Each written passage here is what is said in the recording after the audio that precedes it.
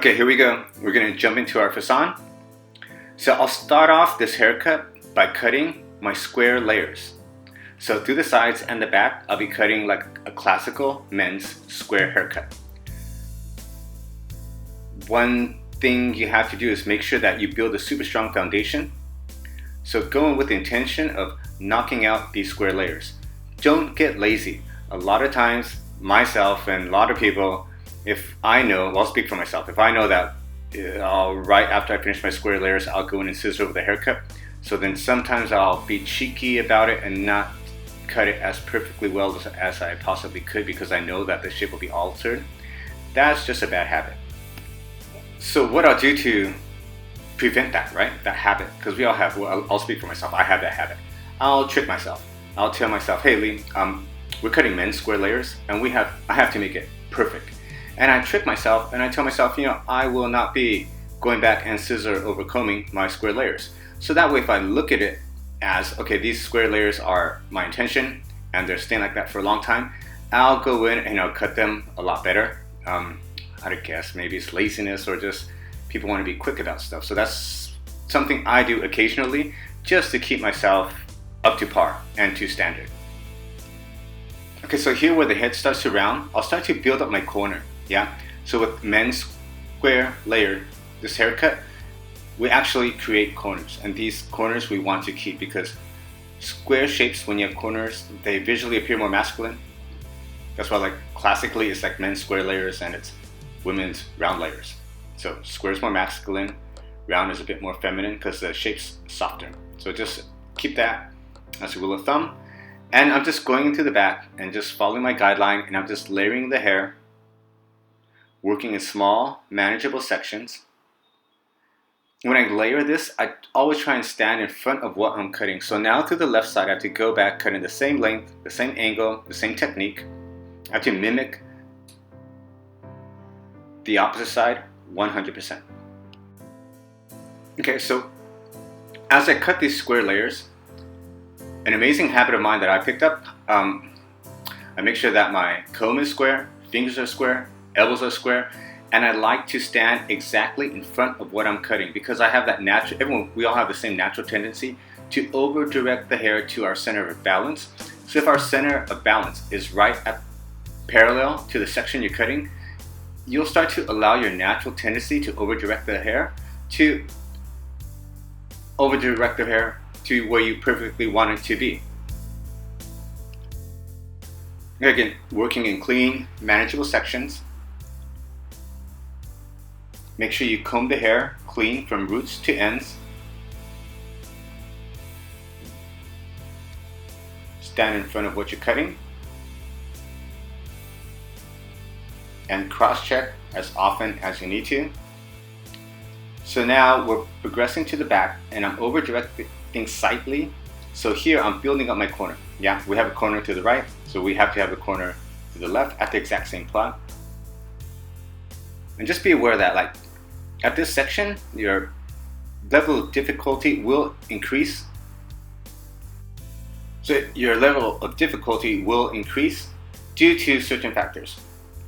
One factor, this section is about 2.5 times larger than my guideline section.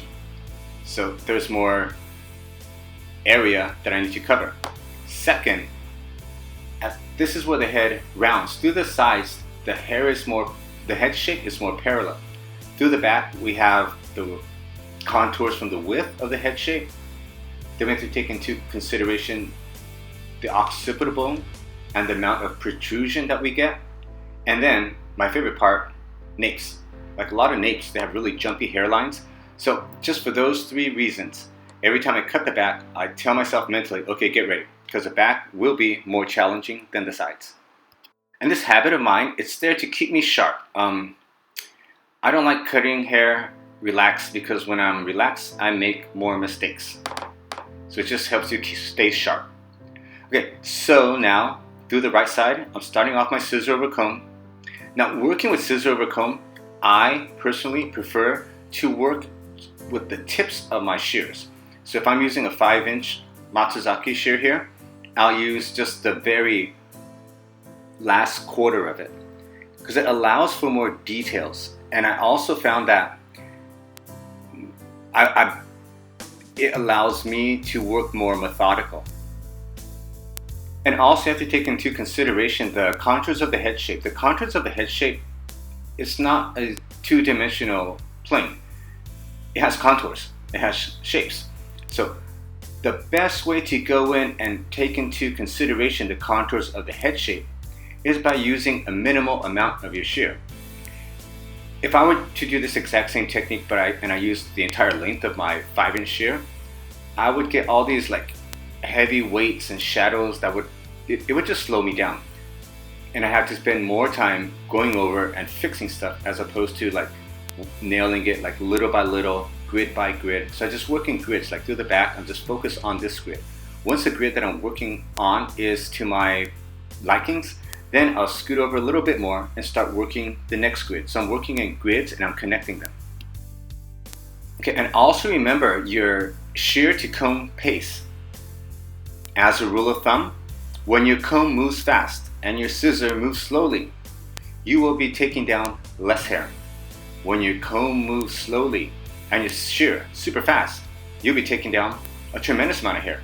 So you have to vary the pace at different points of the head shape. Like here at the acceptable area, I may slow down my pace a bit because I have to take into consideration the adaptations that additional geometry will have on the shape that I'm cutting. Okay, so beginning on the left, just working grid by grid. You have to take into consideration like jumpy napes or like the hair density through the sides. So again, I'm pacing my shear and my comb, and I'm also cutting in a shape that's graduated. It's going from shorter to longer. So if you have this habit of always following the hair shape, the end result really won't look that detailed because that's not a sophisticated technique. It's easily done. And if you follow the head shape and the head shape's a gigantic mess, well, your end result will be, again, a gigantic mess. And with these barbering techniques, if we're only following the head shape, then what's the point in a male client coming into the salon for a proper haircut? They can go get a clipper, choose a number, and DIY at home. The reason they come to us is for the details.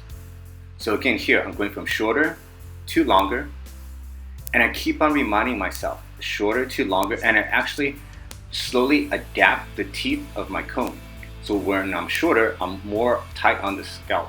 As I start to build my weight, the teeth of my comb slowly start to twerk. They start to like flow towards me, so I can build up a shape again that goes from short to long.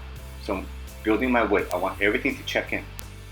So some of those layers that I cut earlier are still there, because I'm attaching a new shape to my original shape. Okay, and I always make sure that when I'm scissor over combing, my eyes are exactly in front of what I'm cutting. Like seriously, this is so important.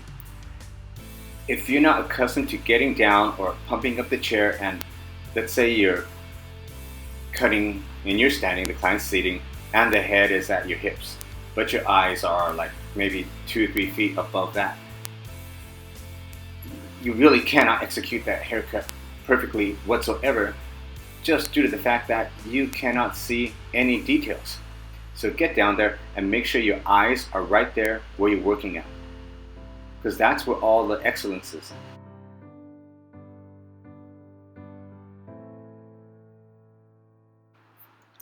Okay, so we're cutting bias to connect the top. So I'll take some length through the sides, and I'm actually cutting in a acute angle, a graduated angle. So I'm building up a center. Kind of think of like a triangle that runs through the top. So that's what I mean by when I say bias. Bias is a technique that you use for cutting fabric for fashion. So remember, bias through the top.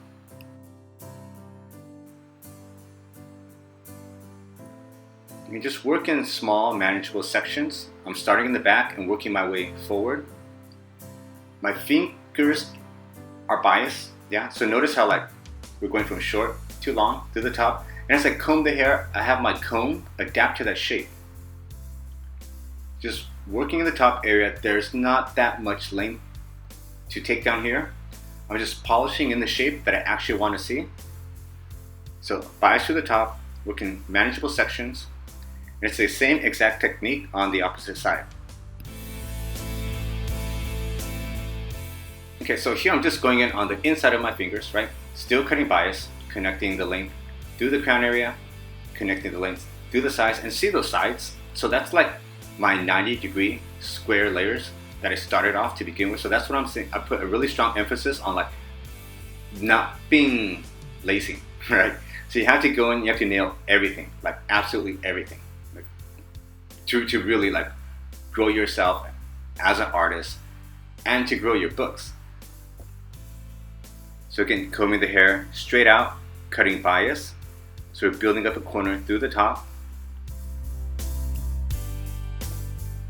Okay, working like really clean sections. Again, make sure your eyes are right there where you're cutting so you can see absolutely everything.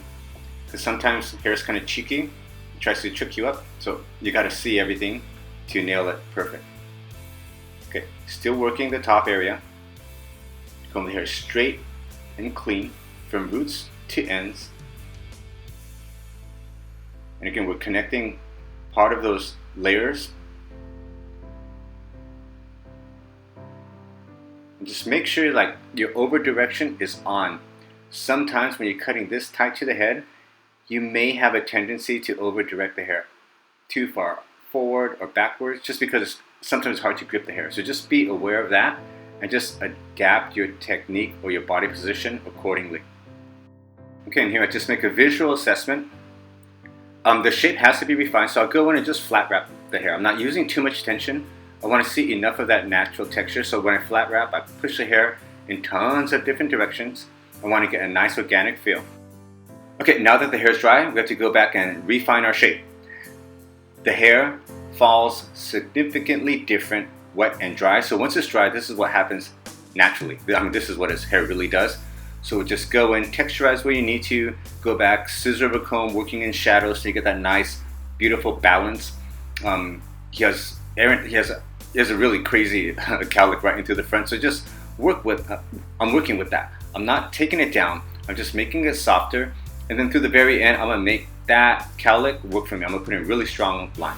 So I'm just cleaning up this area through the right side and not using any tension at all because I'm allowing for that cowlick that exists. And then through the left portion here, I'm just gonna put in a really heavy, strong line. Okay, and there you have it, our facon. Enjoy.